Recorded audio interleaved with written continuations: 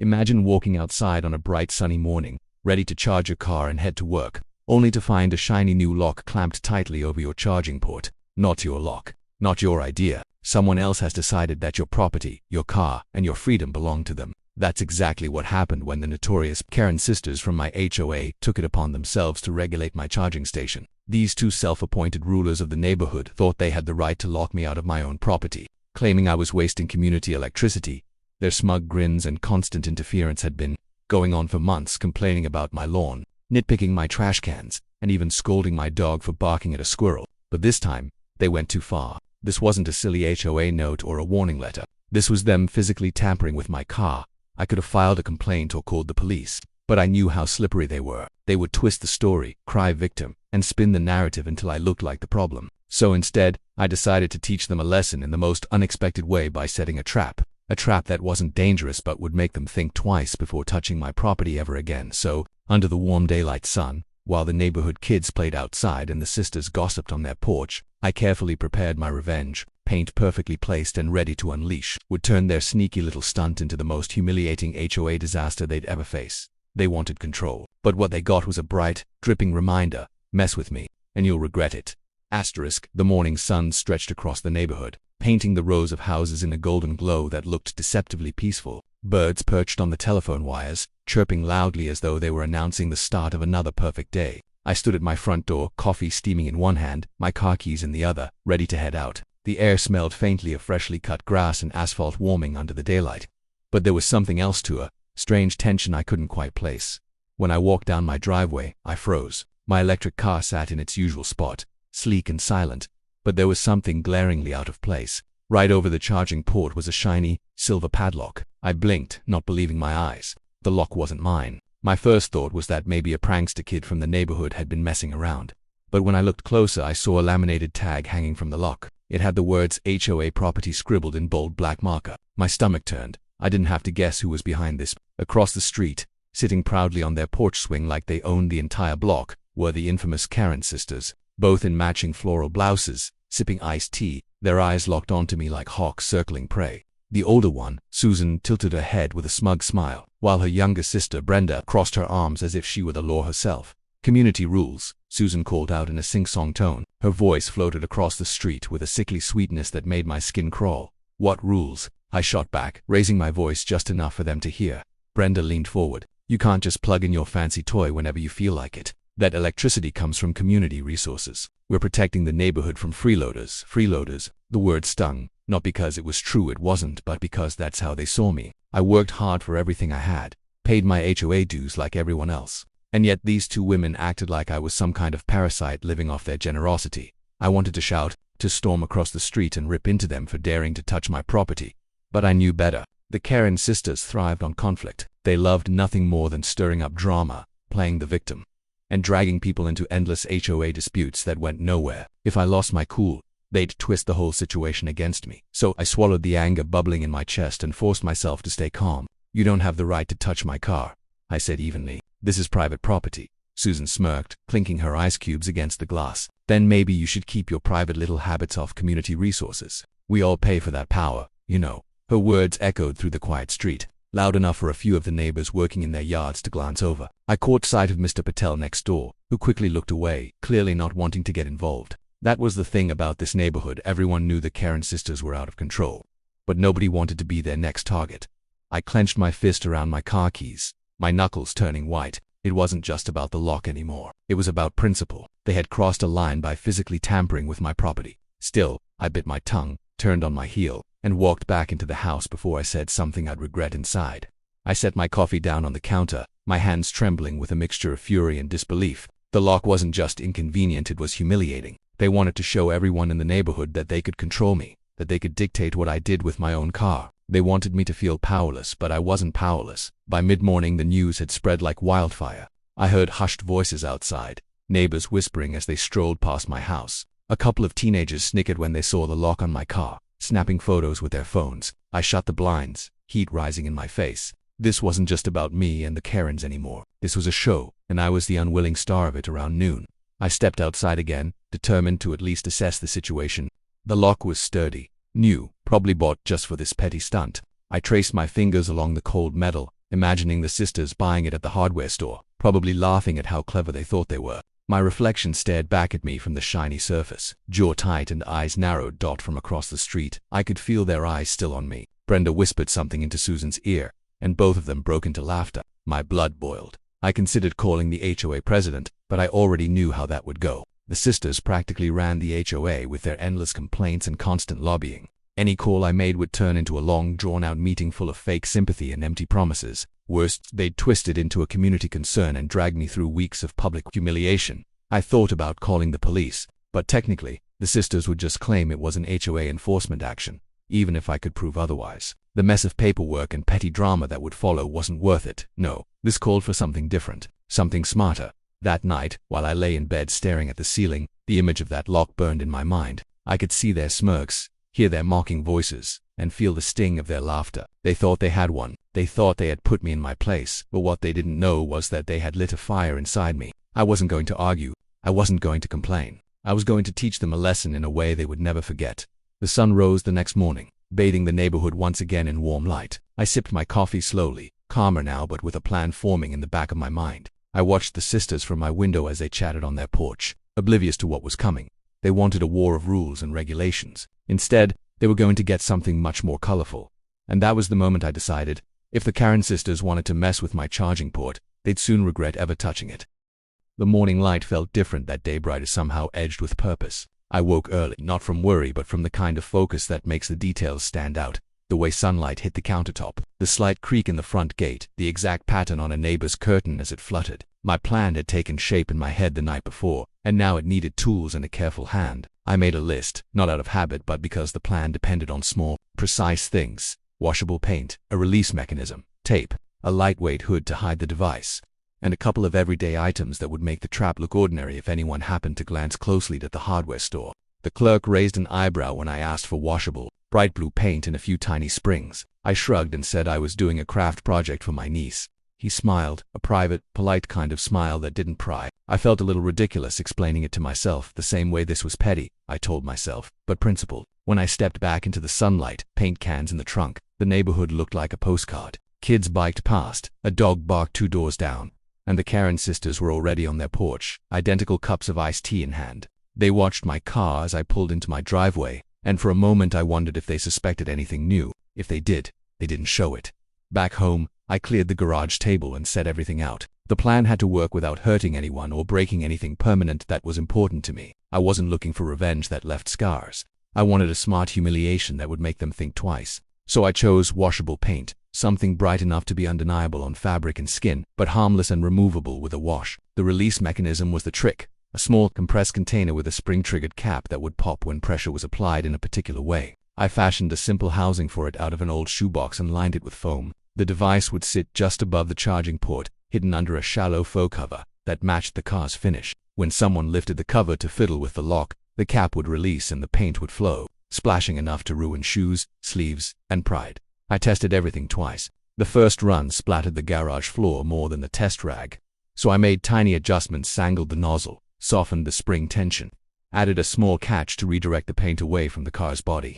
The second test was cleaner. The paint burst in a bright arc and landed exactly where I wanted it. The satisfaction settled in my chest like a warm, controlled flame. This was clever, not cruel. I wiped the foam and boxed the device, then covered it with an innocuous strip of rubber that looked like a weather seal. To any casual observer, my car looked as quiet and usual as it always did.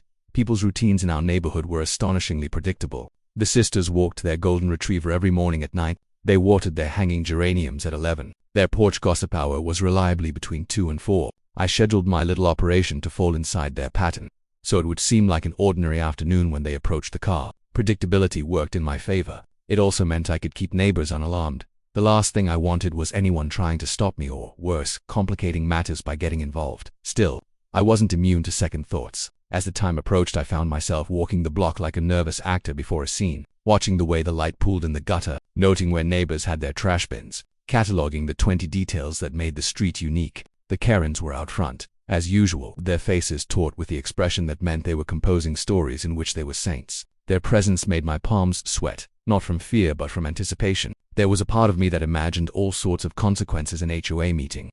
Gossip spreading like wildfire, accusations that would make me the villain, But I kept returning to the small truth that had set me on this path. They had taken something that belonged to me. They had made a public spectacle of my life. The trap was a way to reclaim some dignity. I also thought about the neighbors. Mrs. Alvarez from 2 houses down, who always kept a rosebush in bloom, had once offered me sugar when my car wouldn't start. Mr. Patel, who usually avoided confrontation, had left a folded laundry basket by his door when the sisters started to complain about unsightly porches. I did not want to pull them into a petty war. That's why everything about my setup was discreet. No mess to anyone else. No damage to property. No permanent humiliation. Only the sisters would bear the practical, immediate consequences of their choice to cross a boundary. By late morning, the device was hidden under the faux cover. The paint can nestled inside like a secret. I practiced my calm face in the garage mirror, thinking of ways to look ordinary while being anything but. I would be on the porch, pretending to water a plant, casually watching. If something went wrong, I had an easy escape: open the garage, call it a maintenance problem, and let the sisters stew in the aftermath. But I had no intention of running. I wanted them to see the results, to feel the tiny, precise sting of exposure.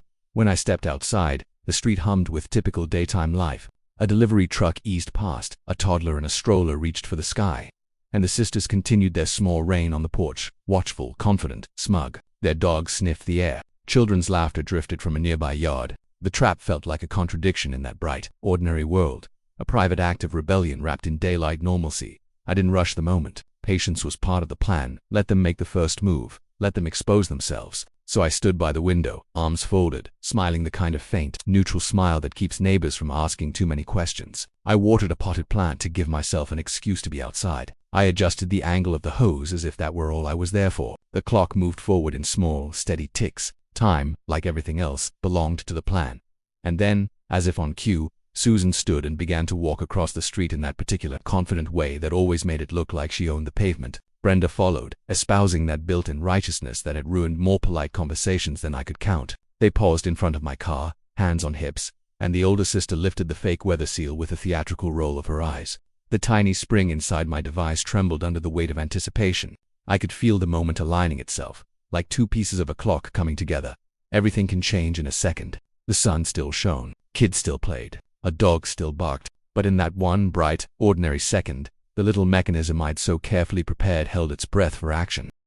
The neighborhood seemed frozen in time as I watched from behind the safety of my porch railing. The Karen sisters stood by my car, their shoulders drawn back, their faces pinched with self. Susan reached for the faux cover I'd built over the charging port, her manicured fingers curling with the smug confidence of someone who thought she was untouchable. Brenda hovered just behind her, arms folded like a deputy backing up her sheriff. The moment Susan's hand pressed against the disguised release, the trap came to life. A sharp pop, barely audible beneath the chatter of sparrows, cracked the air. Then came the rush. A jet of bright blue paint exploded outward, catching Susan full across her blouse, her arms, and even splattering across her sunglasses. For a heartbeat, the world held its breath. The paint clung thick and wet, running in streaks that dripped onto her cream-colored slacks and down to her sandals. The scream shattered the silence. Susan shrieked so loudly that a flock of birds scattered from a nearby tree. She flailed her arms, trying to wipe the paint away, but only smeared it deeper into the fabric. Brenda rushed forward, horrified, and in her haste grabbed at the charging port to help. That second touch triggered the last of the paint reserve, splattering her arms and the front of her yellow cardigan in streaks of brilliant blue.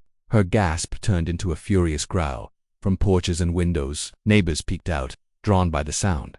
Mr. Patel dropped his newspaper. Mrs. Alvarez covered her mouth, stifling a laugh. Even the delivery driver, who happened to be rolling down the street, slowed to a crawl, gawking at the scene unfolding in broad daylight. Phones came out, camera shutters clicked, and within seconds, the HOA, as self-proclaimed guardians, had become the center of the most humiliating spectacle the block had ever seen. I stood as still as I could, pretending to focus on watering my plant. My lips trembled with the effort of suppressing a grin. Inside, my heart hammered with a mixture of triumph and disbelief. It had worked. Every adjustment, every late-night test in the garage, every detail I'd obsessed over. The trap had sprung exactly as intended.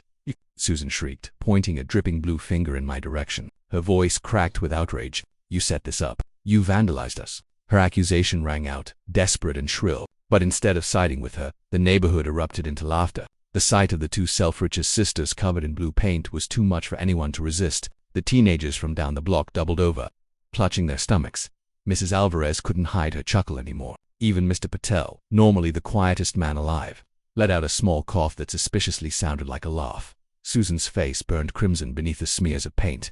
Brenda flailed her arms, pacing in tight circles, muttering words I couldn't make out. They were furious not just at me, but at the humiliation that had finally broken their perfect image. I finally lowered the watering can and raised an eyebrow, feigning innocence. "Everything okay over there?" I asked, my tone deliberately calm. The sisters glared daggers at me, their eyes wide with rage. "This is sabotage," Brenda shouted, her voice trembling. "You'll pay for this. You'll pay in court, in the HOA, everywhere." But her threat fell flat. The evidence was too clear to everyone watching. They had approached my car. They had touched it without permission, and they had suffered the consequences. The trap hadn't damaged anything except their pride and their clothes. My car gleamed untouched, the paint entirely washable. To anyone with common sense, it was obvious who the aggressors were. "Seems like you shouldn't mess with people's property," I said lightly, the words slipping out before I could stop them. The laughter from the neighbors swelled, phones tilted upward, capturing my calm response alongside the sisters' dripping disaster. I knew those clips would circle the block, maybe even hit social media by the end of the day. The HOA queens had been dethroned in one spectacular splash. The sisters stumbled back toward their porch, paint dripping onto the sidewalk with every step. Susan's sandals squeaked wetly, leaving a trail of blue footprints that seemed almost poetic, an unintentional signature of their defeat. Brenda yanked at her cardigan, tossing it onto the lawn in frustration. When they reached the porch, they sat stiffly on the swing, silent for the first time in memory. Their iced tea glasses still sat untouched on the little wicker table, condensation dripping down the sides. The irony wasn't lost on me. The women who spent years policing other people's choices now sat soaked and powerless in full view of the community as the crowd dispersed. I slipped back inside my house, closing the blinds halfway. Relief washed over me, mixing with adrenaline. I paced the living room, every step echoing the thought. They finally got what they deserved. But as the thrill subsided, a quieter question crept in. What would they do next? The sisters weren't the type to lick their wounds and let things go. They thrived on retaliation. I pictured them drafting complaint letters, calling emergency HOA meetings, even filing absurd police reports. They would spin the story however they could, painting themselves as the victims. Dripping with blue and righteous indignation, I had won this round, but the war was far from over. Still, I couldn't help savoring the moment. For once, the balance of power in our little neighborhood had shifted. The sisters' grip on fear and control had cracked, and the community had seen it. Maybe, just maybe, my neighbors would realize that standing up to them wasn't impossible. Later that afternoon, as the sun stretched long shadows across the street, I spotted the sisters scrubbing themselves down with a garden hose. Their once pristine blouses clung wetly to their frames, streaked with stubborn blue. Brenda muttered angrily under her breath, while Susan furiously scrubbed her sandals with a rag. Every time they thought no one was looking, they scanned the neighborhood, cheeks flushed with embarrassment. I sat on my porch, sipping iced tea of my own, the taste sweetened by victory. When Susan's eyes met mine, I raised my glass in a silent toast. She glared, but she didn't say a word. That silence was louder than any of her usual lectures. For the first time in months, the neighborhood felt peaceful. Kids rode their bikes freely, neighbors chatted openly on their lawns, and the constant tension of the sisters' surveillance seemed to have lifted. Whether temporary or not, it was a welcome change. But deep inside, I knew the sisters weren't finished. Their pride had been bruised, and prideful people rarely surrender quietly. The real test would come next, how far they'd go to strike back, and whether I was ready for whatever storm they tried to summon. As the sun dipped toward the horizon, painting the sky in shades of orange and pink, I leaned back in my chair and smiled. Today had been a victory. Tomorrow, the game would continue, and I was more prepared than ever to play it. The day after the paint incident, the neighborhood returned to its steady hum of normal life, or at least, that's how it looked from the outside. Lawns still shimmered with morning dew, sprinklers hissed across driveways, and children pedaled past with backpacks bouncing. But beneath the sunshine, tension coiled in the air like a hidden wire. I could feel it in the way curtains twitched as I walked by, in the hushed greetings from neighbors who smiled knowingly but didn't linger, and most of all, in the silence across the street. The Karen sisters were not on their porch. That alone was unusual enough to put me on alert. They'd vanished from view since their humiliating, paint-splattered retreat the day before. No porch gossip, no dog-walking routine, no pointed stares. It was almost eerie, like the neighborhood had suddenly been rid of its self-appointed wardens. For a moment, I allowed myself the hope that maybe, just maybe, they'd been embarrassed enough to retreat for good. But I knew better. Women like Susan and Brenda didn't disappear. They plotted. By mid-afternoon, the first sign of their retaliation arrived, an envelope taped to my front door. The paper was thick, the handwriting stiff and deliberate, written with the kind of heavy strokes that came from someone trying to make a point. I tore it open and read the bold words inside. Notice of community violation, issued by the Homeowners Association Board. A letter claimed that I had engaged in willful endangerment of community members and set up a hazardous trap on HOA property.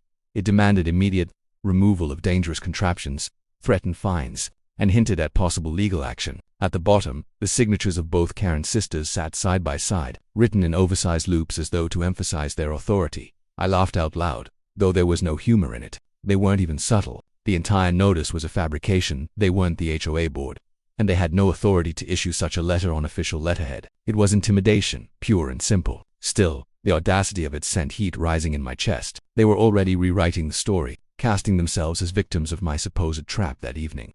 As I took out the trash, Mrs. Alvarez caught me at the curb. She leaned in close, her voice low. "They've been talking to people all day, trying to make you look like some sort of criminal, saying you set a booby trap on purpose to harm them." Her eyes softened with sympathy, but everyone saw what happened. "Don't let them scare you." Her words were kind, but they confirmed what I already suspected. The sisters were rallying. They couldn't undo the humiliation, so they were spinning it into a campaign against me. By nightfall, whispers of a special HOA meeting were already circulating the next day. A typed notice appeared on community bulletin boards and tucked into mailboxes. Special HOA emergency meeting attendance required. Topic: safety concerns regarding unauthorized modifications and endangerment of residents. There it was, in black and white.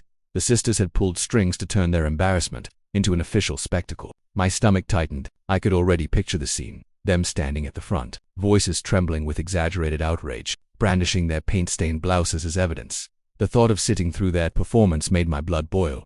But I couldn't back down. If I didn't show up, I'd look guilty. If I lost my cool, I'd look reckless. The trick was to stay calm, to let the truth speak for itself, and to trust that the community had seen what really happened. That meeting was scheduled for Saturday afternoon in the community center, a squat brick building with fluorescent lights and folding chairs that smelled faintly of floor wax. By the time I arrived, the place was already buzzing. Neighbors filled the rows, some curious, others tense, a few openly excited for the drama. Phones glowed in hands, ready to record. At the front of the room, Susan and Brenda stood side by side, dressed in somber gray outfits, their hair pinned back neatly as though they were presenting a court case.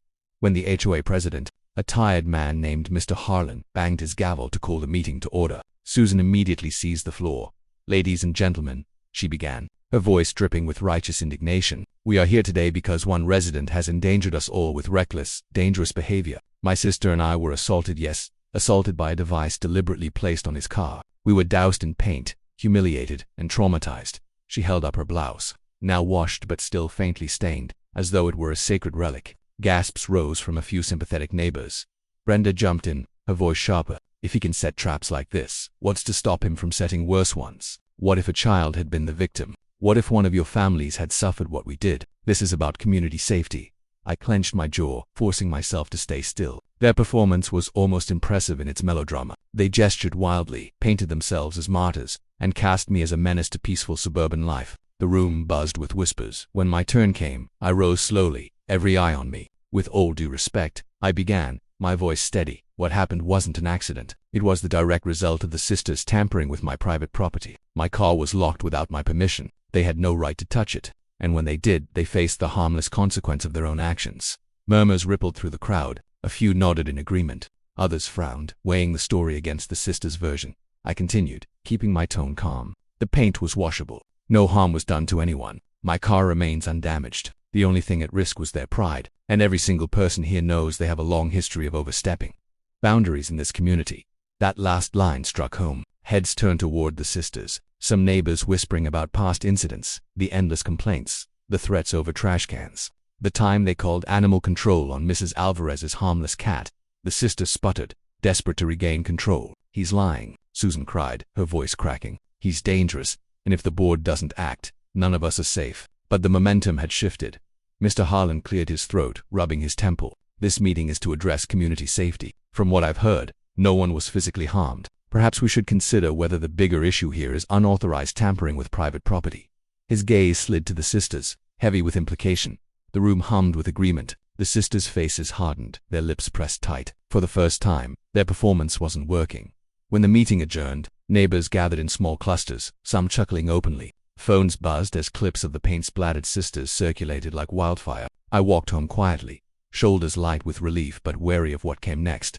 Because deep down, I knew this wasn't over. The sisters had lost the crowd this time, but people like Susan and Brenda didn't stop. They schemed, they waited, they struck when least expected. As I closed my door behind me, I told myself one thing: I'd better be ready. The days after the HOA meeting felt strangely calm, almost too calm. The Karen sisters no longer occupied their porch like sentinels. Their curtains stayed drawn, their voices absent from the usual gossip chain. For the first time in months, I could walk outside without feeling their eyes tracking my every move. Neighbors smiled more freely, conversations lingered on sidewalks, and the usual tension that had clung to our streets seemed to loosen. On the surface, it looked like I'd won, but deep inside, I knew better. The sisters weren't the type to surrender quietly. Humiliation might have silenced them for the moment, but I sensed their anger simmering behind closed doors. I could almost picture them pacing their kitchen, whispering schemes over mugs of strong coffee, plotting ways to restore their lost authority. Every time I spotted the faint movement of their blinds twitching, I knew the story wasn't over. One bright afternoon, as I trimmed the hedges, my suspicions came to life. A white envelope slid under my front door. This time, it wasn't the fake notice I'd received before. It was a legal letter, printed neatly with the stamp of a local law office. My chest tightened as I skimmed the words. The sisters had filed a civil complaint, accusing me of harassment, property damage, and intentional infliction of emotional distress. It was absurd. They had no real evidence, no actual damage to point to, but it was enough to drag me into another exhausting battle. That was their strategy: bury me in paperwork, wear me down, make me surrender out of sheer fatigue. I sat at my kitchen table, letter trembling in my hands, when I realized something important. For months I'd been reacting to them, deflecting their petty attacks, defending myself against their accusations, trying to keep my cool. But now, after everything, I understood. The only way to end this cycle was to take control of the narrative. That night, I opened my laptop and began to write. Not a complaint, not a rebuttal, but a timeline. I documented everything: the lock they'd placed on my charging port, the photos of the padlock and laminated HOA tag, the videos neighbors had taken of the paint incident, and the recordings of the sisters screaming accusations during the meeting. Piece by piece, I assembled a record not just of what they'd done to me, but of their entire pattern of harassment in the community. The next morning, I made copies, one for the actual HOA board, one for my lawyer, and one tucked safely away for myself. For the first time, I felt prepared, not just reactive. The sisters could spin their story all they wanted, but the truth was stronger, and now I had it neatly organized. When the first court hearing arrived, I walked in with my evidence folder under my arm. The sisters, dressed in stiff, matching blazers, strutted into the room as though they were already victorious. Their attorney, a young man who looked more nervous than confident, shuffled papers and avoided eye contact. The judge listened patiently as Susan launched into her performance. She spoke of trauma, sleepless nights, humiliation so severe it had crippled her ability to function in the community. Brenda chimed in with shaky-voiced outrage, describing my paint trap as malicious, targeted abuse. Their attorney nodded along, though his notes looked thinner than their accusations. Then it was my turn. Calmly, I handed over my folder. I showed the judge photos of a lock they'd placed on my car, explained how they'd tampered with my property without consent. I presented the videos neighbors had captured, clear footage of the sisters approaching my car uninvited, touching it, and triggering the trap themselves. The paint had been harmless, washable, no damage, no injury, only embarrassment born from their own actions. The judge's eyebrows rose as he flipped through the evidence. His tone remained professional, but I could see the weight of proof settling the matter. So, he said finally, the plaintiffs approached the defendant's private property without permission, attempted to interfere with it, and the result was entirely cosmetic and temporary. Yes, Your Honor, I replied. The sisters stammered, voices growing shrill, but it was too late. Their narrative had cracked. The ruling came swiftly. Their complaint was dismissed. No damages, no fines, no victory. Walking out of that courtroom, sunlight spilling across the steps, I felt something I hadn't felt in months: freedom. The sisters had overplayed their hand, and in doing so, they had exposed themselves. Their power in the neighborhood, once so strong, had evaporated. People no longer feared them, they pitied them. Back on our street, life returned to normal. The sisters retreated further, their porch swings empty, their voices silent. Neighbors smiled more often, joked openly about the blue paint incident, and even thanked me quietly for standing up. The balance had shifted, and for the first time, our community belonged to all of us again, not just the two women who had ruled it with fear. One Saturday, as I plugged in my car under the clear daylight sky, I felt a wave of satisfaction wash over me. The charging cable hummed with energy, free of locks, free of interference. I glanced across the street at the sisters' closed curtains and smiled. They'd tried to control me, humiliate me, bury me in drama, but in the end, all they'd managed to do was paint themselves into a corner. The battle was over, the lesson was clear, and the neighborhood was finally at peace.